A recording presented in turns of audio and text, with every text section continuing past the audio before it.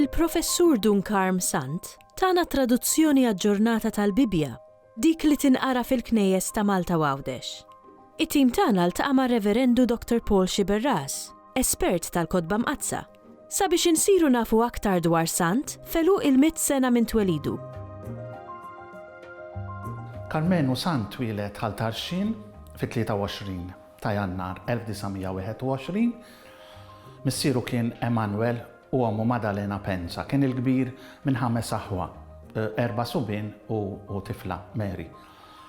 Imbagħad mar l-iskola primarja ta' ħaltarxin fejn kien hemm kap tal-iskola Emanuel Benjamin Vella. U allura minn ċokon tiegħu diġà iltaqa' ma' bniedem li dak kollu li kien Malti u l-Malti nnifsu kien beda ixettlu ġo fih.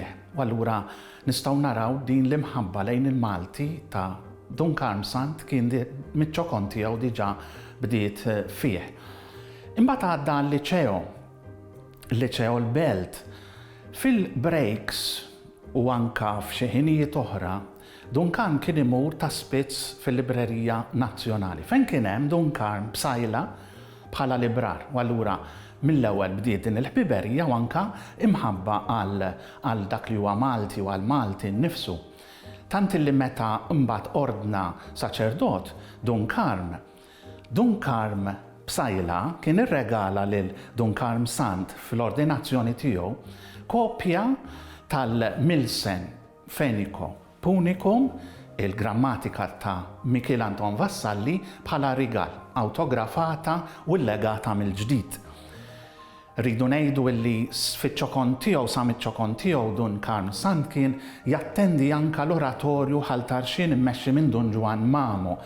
U dan Dun Ġwan Mamo f'dan l-oratorju kien waqqaf stamperija, ħanut tal-Mastru Daxxa, ħanut tal-Legatorija tal-Kotba biex dawn iż-żgħażagħ li kienu jattendu dan l-oratorju ikollhom jiltaqgħu ma' dawn is-snajja u jitalmu anke sena partikolari. Dunkarm kien is-sena tal-legatorija u allura naturalment apprezza dan ir-rigal ta' Dunkarm b'sajla b'mod iktar qawwi. Ordna saċerdot fil-11 ta' Wissu 1946. Imbagħad mill-ewwel is-sena ta' wara mar Ruma biex jistudja l-iskrittura, xjenzi tal-iskrittura fl-Istitut Bibliku, wieħed mill-aktar istituti u istituzzjonijiet magħrufa u serji dwar l-istudju tal-iskrittura. Bħala kontribut għal Malti, naturalment Dunkarm ħadem b'intenzjoni partikolari ħafna bil-imbuttatura u l-modell biex ngħidu hekk, l-eżempju ta' Monsignor Professor Pietro Paul Sajdon. Dunkarm ra ix-xebħ bejn il-Ludi u anka l-Malti, allura l-isna semitiċi, kien Sajdon li xettel fih propju din il-namra. U hemmhekk allura seta' juża l-Bibja fil-lingwi oriġinali, speċjalment it-Testament il-Qadim bil-Ludi u bl-Aramajk, u jqabbel dejjem u jara kif il-lingwi semitiċi jidħlu ġo xulxin.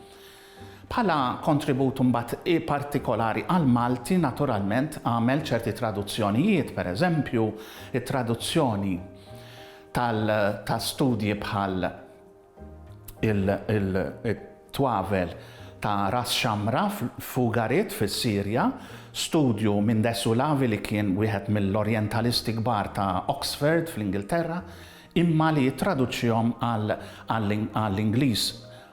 Imbagħad anke traduzzjonijiet bħalma huma Lakatistos innu mill-isbaħ Grik qalbu għal Malti u ġie ppubblikat propju biex dan l-innu tant importanti seta' ikun anke divulgat fost il-poplu Malti.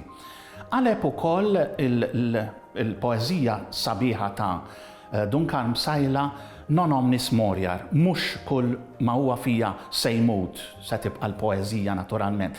Din qalibha mill-Malti għall-Ingliż, Kellu wkoll traduzzjonijiet oħra u studji komparattivi u studji kritiċi ta' poeżiji bħal pereżempju Il-Musbieħ tal-Mużew ta' Dunkarm, poeżiji oħra ta' Dunkarm jew nkella l-istudju li jagħmel f'dan is-sens tal-poeżija epika il-Ġifen Tork ta' Gian Anton Vassallo u studji oħra f'dan is-sens. Imbotta kemm felaħ kien anka fl-aqdiet li imbottaw u jippromovu l-Malti u allura kien kontribut li seta' jagħti hu stess.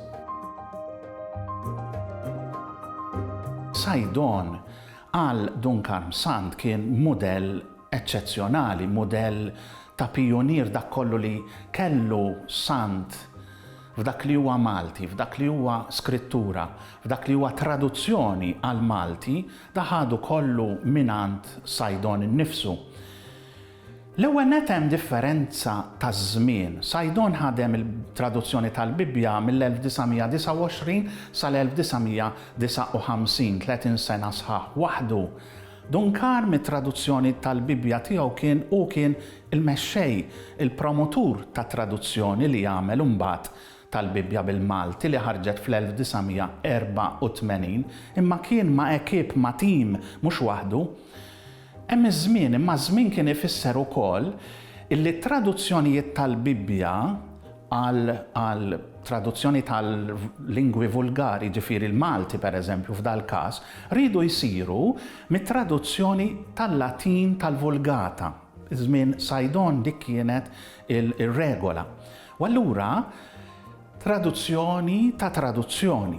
Sajdon veru fl-1929 beda traduzzjoni tal-Bibbja mill-lingwi oriġinali. Ħafna qabel l-enċiklika Divino Afflante Spiritu bdiet tħeġġeġ biex it-traduzzjonijiet mill-Bibbja ma jibqgħux isiru biss mill-Latin tal-Vulgata bħal mamlu ħafna oħrajn, Vassalli nnifsu bħal mamel Pietro Paul Grima bħal mamel Alfons Maria Gallia u ħafna oħrajn illi qalbu mill-Vulgata. Sajdon beda mill-lingwi oriġinali. Hekk għamel ukoll Sant bit-tim tiegħu għal Bibbja volum wieħed illi ħareġ fl-1984.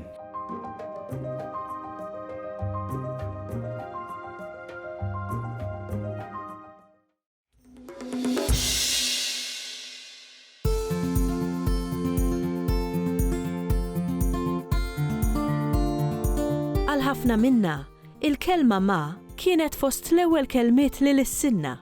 Ma jistax jonqos għalhekk li l-lingwa tagħmel referenzi għall-omm fl-idjomi, fil-qwiel u fil-ħrejjef, kif ukoll fil-kitba kreattiva. Insibu bosta idjomi li jirreferu għall-omm, inkluż uħud li jesprimu sorpriża. Ngħidu aħna ommi ma, ajma jommi jew mamma mija. U għal min idur lejn ommu żejjed, nużaw l-idjoma imqabbat ma' djul ommu. Id-djul huwa tarf id-dublett. Għal daqstant, min ikun imqabbat ma' djul ommu, ikun għadu jgħix fid-del tagħha. It-tradizzjoni orali tagħna spiss tippreżentalna lill-omm bħala l-bidu u tmiem ta' kollox, bħalma juruna l-espressjonijiet mietet fuq omma jew waqgħet ant omma li jfissru li proġett ma rax it-twelid tiegħu, jew li xi ħaġa reġgħet sabet posta mnejn ġiet. Għal min ikun sab kull ma xtaq, ngħidu li jkun sab l-ommu. Bil-kontra huwa wkoll minnu, jiġifieri għal min isib ħwejjeġ żgħar flok l-affarijiet il-kbar li ttama li jsib, ngħidu li min tilef l-ommu mhux ser isibha hawn. Xi qwiel jippreżentawlna lill-omm bħala dik il-persuna li lesta tagħmel minn kollox għal ulieda, bħalma naraw fil-proverbju, l-omm mal-ulieda giddieba u ħalliela. L-omm hija wkoll dik li tradizzjonalment kienet tgħaddi t-tarif popolari minn ġenerazzjoni għal oħra billi kienet tqatta' ħafna ħin ma' wlieda u xhieda ta' dan nistgħu nsemmu l-qawl it-twissija tal-omm tibqa' tinfirex fil-fomm li xi ftit jew wisq huwa l-verżjoni femminili tal-qawl kliem ix-xieħ żomm fih. Madankollu l-omm mhix dejjem xortija tajba fl-idjomi u l-qwiel tagħna, għax ġieli tkun assoċjata ma' wlied b'xorti ħażina, beżżija jew ingrati. Bħalma naraw fil-qwiel, ommu ma mlitlux quċċija, omm il-ġifa qatt ma tali u rrid jgħallem lill-ommu tbennen. U għal min huwa inesperjenzat imbagħad, ngħidu li huwa ħalib ommu fi snienu. Tiġi preżentata wkoll skont l-istereotip antikwat tal-kunjata fil-qawl omm ir-raġel taqlik fit-taġen. Minkejja dawn l-aħħar ftit qwiel, l-omm spiss hija punt importanti u pożittiv ta' riferiment fil-lingwa u l-letteratura tagħna, tant li kienu bosta l-poeti li għannew il-merti tagħha, fosthom il-poeta ċelebri Rużar Briffa, permezz tal-poeżija lill-ommi. Benninni ħanorqod, benninni bil-ħlewwa, kull diqa nessini, nessini kull dnewwa. Benninni bil-lajma tal-eħnek jirtot, benninni, benninni, ekka bil-mod.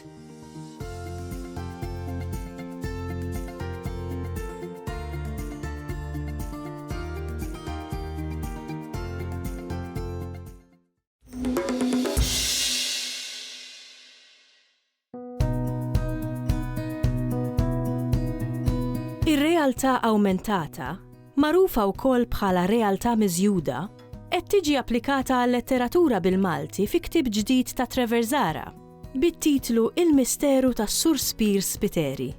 Ktieb li jeżisti fid-dinja reali daqskemm f'dik virtwali. Realtà miżjuda hija sistema li bl-Ingliż isejħu augmented reality. Jiġifieri meta inti isimha magħha biex ngħidlek għaliex għandek ir-realtà, realtà ta' stampa, pereżempju ir-realtà. Imma mbagħad tmur lilin. Allora l-istampa ħadd tieħu l-ħajja, qed nipprova nkun sempliċi ħafna fiha sewwa x'hemm affarijiet oħrajn iktar minn hekk. Imma ngħidu għall-iskop tagħna. Għall-iskop tagħna dik hija li inti mir-realtà ta' stampa fuq karta 2D inti ħatara tiċċaqlaq, ħatara tieħu l-ħajja. Allora għandna realtà imma miżjuda, augmented reality. Jiena bħal ħafna oħrajn inħobb indur l-internet u l-YouTube, tiskanta fil-YouTube kemm issib affarijiet laqqas kun ħlomt bihom u l-ewwel iltqajt magħha din kien hekk qed indur fuq l-internet. Kemm interessanti din illi inti ktieb tista' tieħ dimensjoni oħra u beda kollox minn hemmhekk. Il-proċess huwa twil għaliex mhux bħal meta ktibt ktieb u ktibtu waħdi u jiddependi minni biss ħlamel kollox jiena, da rrid il-ħadd ieħor, rrid lajnuna fil-teknoloġija. U allura kien ktieb illi ilu daqsxejn ġej, imma l-idea bdiet billi rajt jiena nħobb nara x'qed isir barra u nara x'ikun jottalina. Il-ktieb huwa dwar misteru. Ma tantx ktibt jien kważi naħseb qatt ma ktibt fuq crime. Imma xtaqt nagħmlu b'mod umoristiku. Allora l-istorja hija misteru, qed taraw min qatel lis-Sur Spier, għalhekk jismu propju il-misteru tas-Sur Spier, imma ttrattat kollox b'mod umoristiku. U fl-aħħar mill-aħħar ħadd tipprova ssib min kien il-qattil, dak li bl-Ingliż għandhom isem who done it min għamilha, għalkemm dan huwa ftit b'differenza insomma. Jiena ngħid li nistgħu niċċajtaw b'kollox. U din darba qed niċċajta anke b'xi ħaġa normalment wieħed joħodha bis-serjetà. Għandna delitt, imma delitt meħud naturalment b'dan il-lat.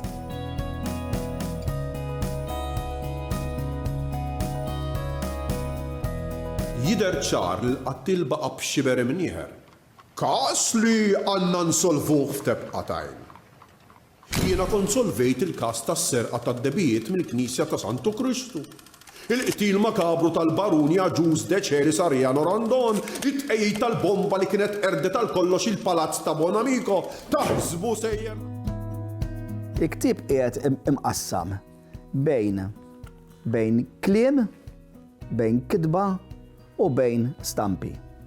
Mela inti biex tifhimha l-istorja ma tridx l-ewwel taqra il-kitba u mbagħad tara l-istampi. L-ewwel li trid tagħmel huwa illi fl-ktieb hawnhekk għandna l-istruzzjonijiet kif titniżżel l-app u web ħafif ħafna, tiżlu b'xejn jiġifieri f'erba' passi ħadd tistallaħ.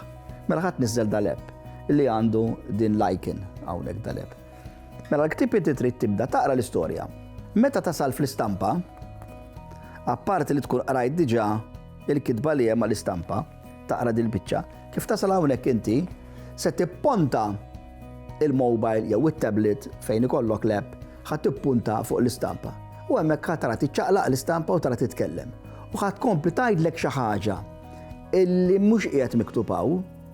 F'kelma waħda il-ktieb ma jimxix waħdu u lanqas l'app ma jimxi waħdu, hija l-għaqda tagħhom it-tnejn. Inti trid kemm taqra l-istorja kif ukoll tara x'qed tgħidlek l-istampa permezz tal-app. U hekk nibqgħu serin sal-aħħar tal-ktieb.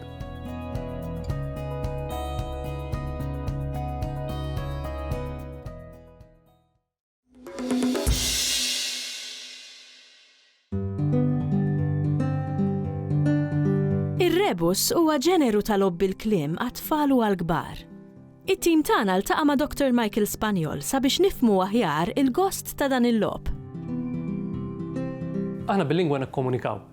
X'le dak huwa l-iskop primarju tal-lingwa. Imma mhux biss, kultant nilagħbu bil-lingwa. Ġifieri ngħid xi ħaġa jiena li biha ma rrid iwassal l-ebda tifsira partikolari, ma rridx ngħaddi messaġġ imma rrid nilgħab. Ħa nagħti xi eżempji ta' aħna nilagħbu pereżempju bil-ħoss. Jinaf Toni tagħna tanitina tal-li tajtu tuta tajba. Le, dak huwa hemmhekk jiena nwassal l-ebda tip ta' tifsira partikolari, ma nafx Toni minnu, qatt ma tani tina, eċetera. Ġifieri hemmhekk qed nagħmel logħob bil-ħoss, bil-ħsejjes, nirrepeti ċertu ħsejjes, it-t u n-n, u npoġġihom f'sekwenza partikolari u nieħu gost bl-allitterazzjoni insomma, b'dan it-tawwiġ tal-iżjien. Drabi oħra nilagħbu bit-tifsir tal-kelma, x'aħna nafu l-kelma għandha l-ħoss u x'hekk imma titfisser xi ħaġa oħra. Logħba tipika hija l-ħaġa moħġaġa. Għaliex tilgħab bit-tifsir. Pereżempju ngħidlek b'żewġ widnejn u ma tisma' minn xejn. U nistennik taqtaħħa.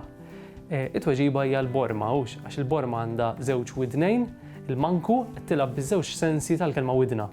Jiġifieri il-parti tal-ġisem u x'hekk. U il-manku li jkun jiġbaħ b'xi mod il-widna. Dik hija logħba bit-tifsir. Imbagħad hemm il-logħba qisu bit-tielet dimensjoni tal-kelma, għax il-kelma tista' tkun jew imlisna u x'hekk, jew miktuba. U l-kitba ukoll nilagħbu biha, pereżempju xi logħob komuni ħafna mifrux ħafna bil-kitba huwa dak li ngħidulu l-anagramma. Jiġifieri taqbad kelma. Pereżempju baqra. U trid taqleb litri b'mod li minnhom toħroġ kelma oħra. Allura minn baqra jekk tiddawwa l-litri jistgħu jiġu qabar, pereżempju, jew baqar. Dik hija eżempju ta' logħba bil-kitba. Imbagħad hemm waħda interessanti li tissejjaħ rebus, sewwa rebus, li hija taħlita ta' logħob bit-tpinġija biex biha bl-immaġni u logħob bl-litri. Sewwa ħanatu eżempju, jista' jkollok eżempju ta' buffu, jkollok stampa ta' buffu, ħdejja jkollok stampa ta' rix, imma tara li għandek titnaqqas tittra xi minnha, allura l-kelma mbagħad tiġi buffuri, sewwa għadha flimkien għandek buffuri. Jew qed naraw stampa ta' tin, mit-tin iridu neħħu litra t, allura tiġi in, u ħdejja ħanna l-vit u jiġi invit. Sewwa, jiġifieri hija logħba li tistrieħ fuq l-istampi kif qed naraw imma anki bl-ittri. Eżempju ieħor huwa bir u l-kelma bram irridu nneħħu l-b u l-m minnha, ġifieri tiġi birra. Karmela Zoppardi għamel ħafna xogħol f'dan is-sens, kodba maħsubin għat-tfal imma mhux biss.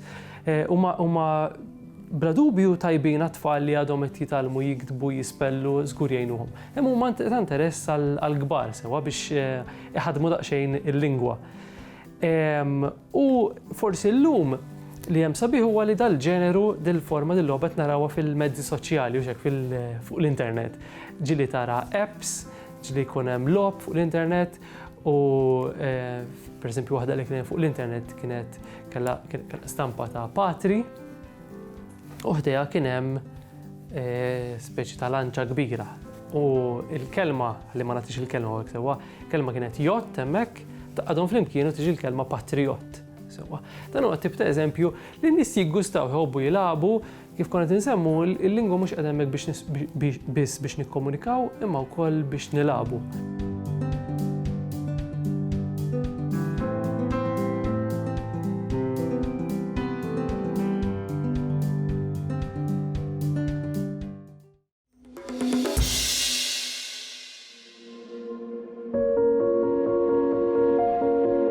Il-kontribut ta' Anastasju Kuxkieri ma kienx biss fil-filosofija u t-tagħlim tagħha f'pajjiżna, imma wkoll fil-poeżija.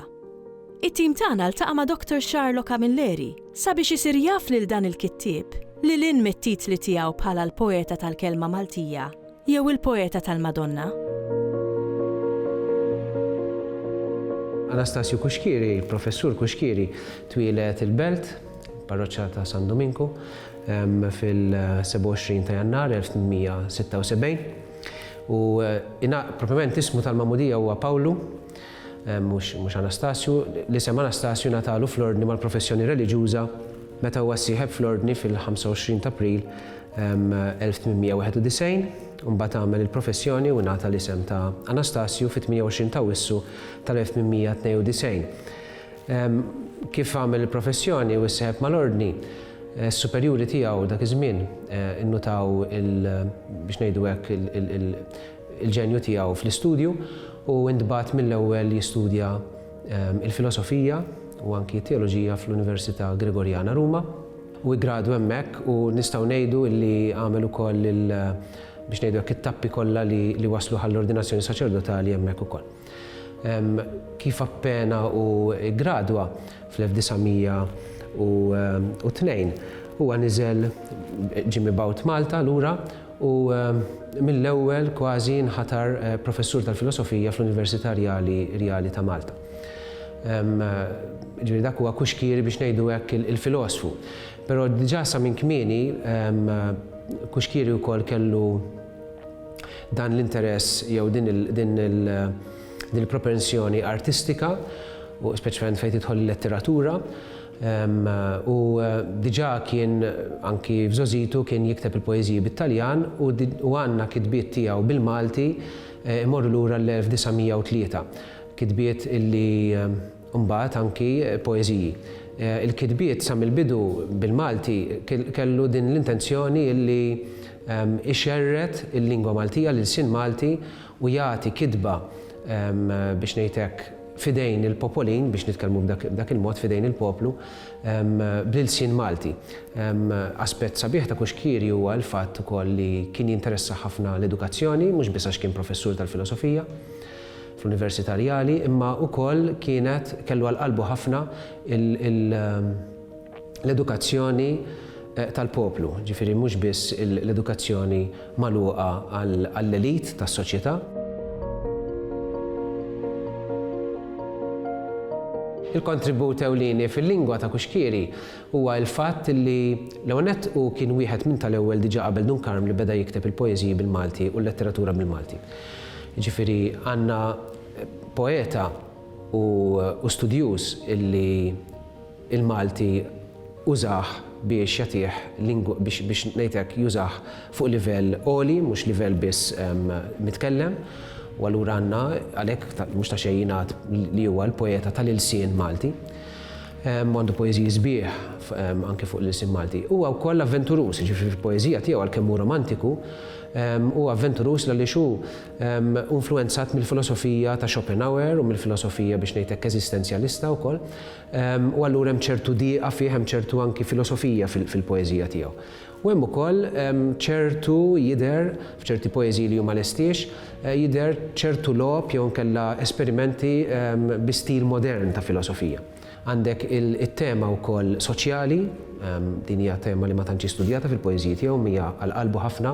Ovvjament joħodha mill-aspett reliġjuż, jiġifieri juża pereżempju in-narrattiva ta' Kristu fqir, juża n-narrattiva ta' qaddisin foqra, juża wkoll narrattivi fejn tidħol il-gwerra, fejn jidħlu wkoll ċertu disgrazzi umani biex iwassal messaġġ soċjali. U anki wkoll l-aspett Marjan tiegħu huwa l-poeta tal-Madonna. Il-Madonna mhux biss il-Madonna fiha nnifisha, Imma wkoll hemm min jgħid studjużi tal-poeżija ta' Kuxkiri hemm min jgħid li Marija għalih il-figura tal-Madonna hija dik li hija Beatrice għal Dante fil-Divina Kommedja. Ġem dan l-element ukoll arketip mitiku fil-poeżija ta' Kuxkiri. Baqa' magħruf bħala il-poeta tal-Ilsin Malti u il-poeta tal-Madonna. Ġifieri isu f'dan l-iktar li hu magħruf f'pajjiżna, però għandu ħafna kitbiet, uħud minnhom pubblikati, ħafna minnhom mhumiex pubblikati, tal-filosofija, tat-teoloġija u anki wkoll mhux biss in-noti li hu kien jagħti fil-lezzjonijiet, kien jagħlem filosofija estetika, imma wkoll kien jinteressa wkoll ruħu fil-filosofija politika u fid-dibattitu bejn il-filosofija moderna u l-filosofija skolastika. Fil-fatt li ħasem f'dibattiti bejn, pereżempju, naf il-filosofija ta' Spencer u l-filosofija ta' Kant mal-iskolastiċi, ġifieri kien iħobb jikkritika u jiżewweġ dawn iż-żewġ. Kien figura interessanti ħafna, naħseb jiena mmarkatu, kien iħobb ħafna l-Malta u rrid li l-Malta tqum fuq saqajja, ġifieri u din kienet weġa kbira fuq żewġ livelli għaliex kien jara il-poplu li qisu jrid jieħu r-ruħ u jeħles biex ngħidlek mill-ħakkiema. Imma fl-istess ħin ġabitlu dbatija kbira għaliex bħalma jiġri ħafna drabi f'pajjiżna, kull min imiss mal-politika u ma' ċerti ideali jiġi biex ngħidlek polarizzat.